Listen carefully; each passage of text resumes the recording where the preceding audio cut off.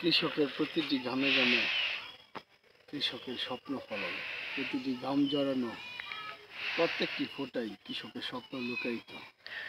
যারা অট্টালিকায় বসে ভাত খাচ্ছেন তারা কিন্তু কৃষকের সফলতার দাগ কিন্তু পেরিয়ে আপনাদের কাছে সেই খাবারটি পৌঁছে। সেজন্য কৃষকও কিন্তু বাংলাদেশের অন্যতম একটি যোদ্ধা। সবাই ভালো থাকবেন, সুস্থ থাকবেন, অবশ্যই ভিডিওটি লাইক কমেন্ট শেয়ার করে দেবেন। ধন্যবাদ।